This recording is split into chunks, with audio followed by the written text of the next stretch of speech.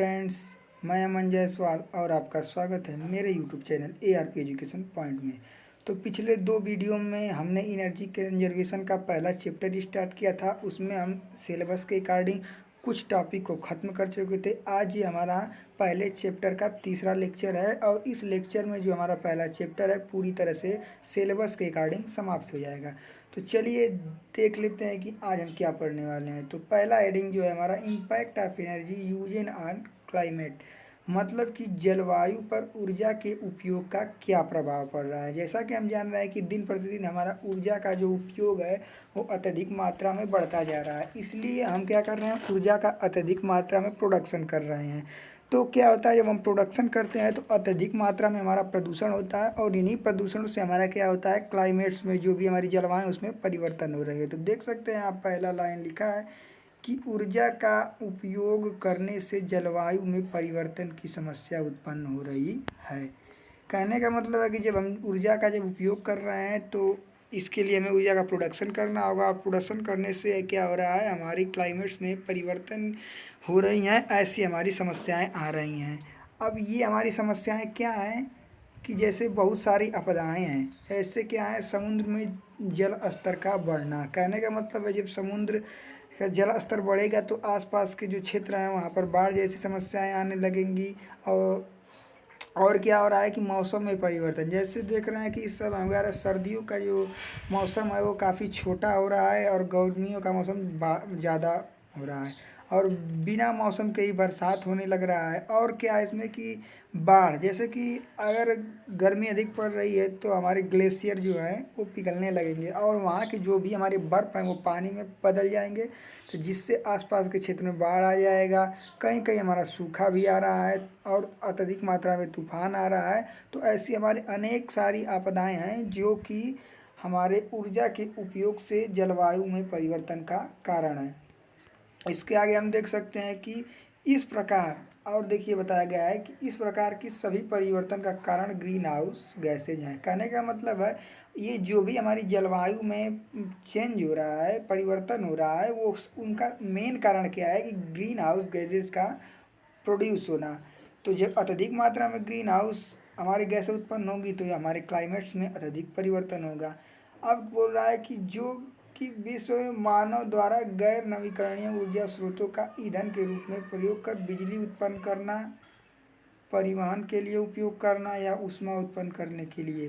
कहने का मतलब है कि और ग्रीन हाउस गैस उत्पन्न कैसे होती है कि हम जो नॉन रिन्यूएबल एनर्जी सोर्स हैं उनसे हम एनर्जी का प्रोडक्शन कर रहे हैं। तो हम जानते हैं कि जो नॉन रिन्यूएबल सोर्स होते हैं उनसे हमारा क्या होता है, प्रदूषण होता है। तो ऐसे स्रोत से जब हम एनर्जी का प्रोडक्शन करेंगे तो हमारा निश्चित ही ग्रीन हाउस गैस उत्पन्न होगी, जिससे हमारे क्लाइमेट्स में क्या होगा, परिवर्तन होगा।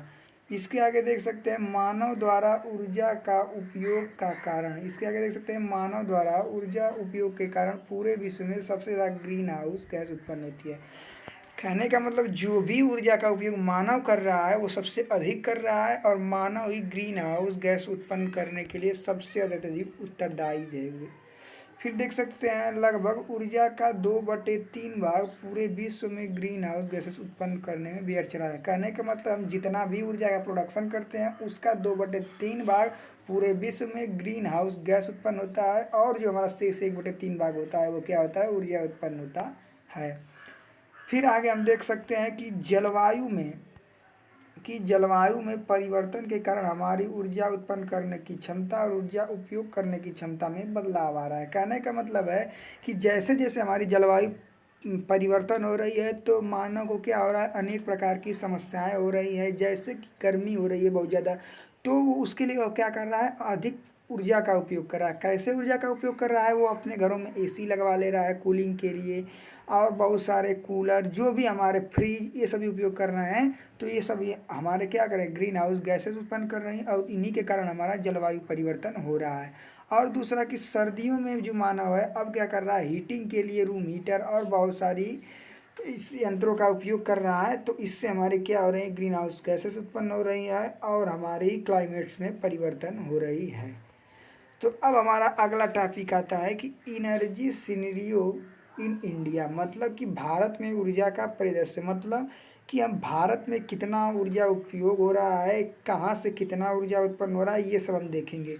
तो पहला है, देख सकते हैं कि भारत में ऊर्जा का सबसे अधिक उत्पादन कोयले से होता है। तो आप जानते ही होंगे कि भारत में सबसे ज़्यादा ऊर्जा का उत्पादन कोयला से ही होता है। यहाँ देख सकते हैं कि लिखा है कोयला से जो हमारा ऊर्जा उत्पन्न होता है लगभग 55%, प्राकृतिक गैस से 13%, तेल से 17%। तो अब हम इस एनर्जी श्रेणियों को देखने के लिए हमें क्या होना, एक एक जो भी हमारे सोर्स हैं उसमें जो भी हमारे ईंधन हैं उनको देखना होगा। तो पहला है हमारा कोयला। तो पहला हमारा क्या है, कोयला। अब कोयला देख सकते हैं कि भारत में कोयले का भंडार, पूरे विश्व में कोयले के भंडार का लगभग 8.6% है। मतलब कि जो हमारा भारत में कोयला है वो पूरे विश्व के कोयले का, जितना विश्व में कोयला उसका 8.6% हमारा भारत में कोयला है। और वैज्ञानिकों ने ऐसा पता लगाया है कि ऐसे ही जब हमारा कोयला से बिजली का उत्पादन होता रहेगा, मतलब कि हमारा ये ईंधन यूज होता रहेगा, तो ये 230 साल बाद भारत में क्या हो जाएगा, समाप्त हो जाएगा। तो इसके बाद हमें किसी और ईंधन पर हमें डिपेंड होना होगा। फिर देख सकते हैं कि भारत दुनिया में कोयला उत्पादक का चौथा सबसे बड़ा देश है। और कोयला उत्पादन सबसे अधिक कहाँ होता है, हमारा कोयला से जो भी हमारा बिजली उत्पन्न होता है वो हमारा उत्तर प्रदेश, आंध्र प्रदेश, बिहार, मध्य प्रदेश, झारखंड, उड़ीसा, ये जो हमारे सभी राज्य हैं, इन यहाँ पर सबसे अधिक कोयला पाया जाता है और इन्हीं से हमारा क्या होता है, विद्युत जनरेट होता है। फिर अगला हमारा हेडिंग आता है तेल। तो देख सकते हैं कि भारत में तेल का भंडार, पूरे विश्व में तेल के भंडार का लगभग 2016 से 18 में 0.92% था, जो कि 2008-9 में यह था 0.63% और 2017-18 में ये था 4.4%। देख रहे हैं कि आप जैसे जैसे 2008-9 में हमारे देश में तेल की खपत कम थी, तो इसलिए यहाँ पर 0.63% था। और जैसे जैसे सन हमारा देखिए बढ़ता गया तो अत्यधिक मात्रा में तेल का उपयोग करने लगे। फिर देख सकते हैं कि भारत तेल उत्पादक देशों में अपना शीर्ष 10 स्थानों में रखता है। मतलब कि भारत में जो हमारा तेल पाए जाते हैं, तेल हमारे खपत होते हैं, वह टॉप 10 लिस्ट में आता है। मतलब कि जैसे हमारे कई देश है तो उनमें सबसे अधिक कहाँ जो तेल का खपत होता है, तो उसमें हमारा टॉप 10 लिस्ट में इंडिया भी आता है। और ऐसा संभावना व्यक्त किया गया है कि भारत में भी जो भी हमारे तेल के भंडार हैं, पहले से जैसे बहुत जगह हैं हमारे तेल भंडार भारत में कुछ जगह, तो वहाँ वो जो तेल भंडार हैं 2070 तक वो हमारे क्या हो जाएंगे, समाप्त हो जाएंगे। और आगे हमें विदेश पर निर्भर हो जाएंगे और वहाँ से हम तेल का आयात करने लगेंगे। यहाँ पर देख सकते हैं कि भारत में तेल का उत्पादन मुंबई, आसाम और गुजरात में किया जाता है। तो जो ये हमारा तेल यहाँ से मिलता है इंडिया में जहाँ है वो तेल भंडार, वो मुंबई, असम और गुजरात में हैं। अगला हेडिंग देख सकते हैं हमारा प्राकृतिक गैस। मतलब आजकल हमारा जो देश है उसमें प्राकृतिक गैस से भी हमारी ऊर्जा जनरेट हो रही है। तो देख सकते हैं कि भारत में प्राकृतिक गैस का उत्पादन 2019 तक 40,380 मिलियन क्यूबिक मीटर था। और इसके साथ जो हमारा भारत देश है वो 22वें स्थान पर है, जो सबसे अधिक प्राकृतिक गैस उत्पन्न करने वाला है। इसके बाद आता है हमारा परमाणु ऊर्जा। परमाणु ऊर्जा, जैसा कि आप जानते हो कि हम विभिन्न प्रकार के रेडियो एक्टिव पदार्थ को यूज करके क्या करते हैं, ऊर्जा का उत्पादन करते हैं। तो इसमें जो हमारा भारत है, तो जो भी ऊर्जा हमारे देश में उत्पन्न होता है तो उसका जो 2.4% जो भी हमारा ऊर्जा उत्पन्न होता है, मतलब पूरे में से 2.4% वह हमारा परमाणु ऊर्जा से उत्पन्न होता है।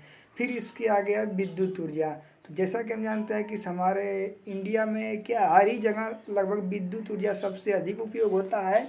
तो पूरे भारत में विश्व में विद्युत ऊर्जा उत्पादन करने की क्षमता 2004 में जो हमारे इंडिया के पास थी वो 1,12,580 मेगावाट थी। अब ये धीरे धीरे जैसे जैसे हमारा बड़ा देख रहे हैं कि हमारे जीवन में विद्युत ऊर्जा का उपयोग अत्यधिक हो रहा है, तो इसलिए हमारे विद्युत ऊर्जा का जो उत्पादन हो रहा है वो अत्यधिक होता जा रहा है। इसके आगे जो हमारा हेडिंग है देख सकते हैं कि भारत में विभिन्न क्षेत्रों में ऊर्जा की खपत। मतलब जो हमारे इंडिया, तो उसमें कई सारे राज्य आते हैं और वो कई विभाग में, चाहे वो कृषि हो गया, उद्योग हो गया, और बहुत सारे विभाग हैं, तो उनमें ऊर्जा की हमारी खपत होती है, घरेलू कार्य चाहे जो भी हो। तो कितना परसेंट किस विभाग में हमारा खर्च होता है, कितना परसेंट किस विभाग खर्च होता है, ये हम एक आपको डायग्राम के माध्यम से बताने वाले हैं। तो ये देख सकते हैं कि हमारा डायग्राम है, तो यहाँ देख सकते हैं कि सबसे अधिक जो हमारा ऊर्जा का उपयोग होता है वो उद्योग में होता है, जो कि हमारा क्या है 49%। और सबसे कम हमारा किस क्षेत्र में उपयोग होता है, कृषि में। यहाँ पर देख सकते हैं परिवहन, जो भी हम मोटरसाइकिल चलाते हैं, चार पहिए चलाते हैं, तो उसमें हम क्या करते हैं, ऊर्जा के लिए हम क्या करते हैं, पेट्रोल डीजल जो भी हम भरवाते हैं, तो उसमें हमारा ऊर्जा का 22% यूज होता है। घरेलू कार्यों में 10%, घरेलू कार्यों में 10% और अन्य सभी जो भी हमारे कार्य हैं उनमें 14% उपयोग होता है। और यहाँ पर आप देख सकते हैं, यहाँ पर लिखा है कि ऊर्जा की सबसे अधिक खपत उद्योग में होती है। मतलब जो भी हमारा ऊर्जा का प्रोडक्शन किया जाता है तो उसका सबसे अधिक जो उपयोग होता है औद्योगिक कारखानों में हमारा होता है। तो कैसा लगा वीडियो फ्रेंड्स, अगर अच्छा लगा तो लाइक करना ना भूलें, वीडियो को शेयर कीजिए, और यदि हमारे चैनल पर आप पहली बार आए तो सब्सक्राइब करना ना भूलें, और जो बगल में बेल आइकन है उसको प्रेस करके ऑल कर दीजिए, ताकि मेरे वीडियो की सभी नोटिफिकेशन आपको सबसे पहले मिल सके। Thank you for watching.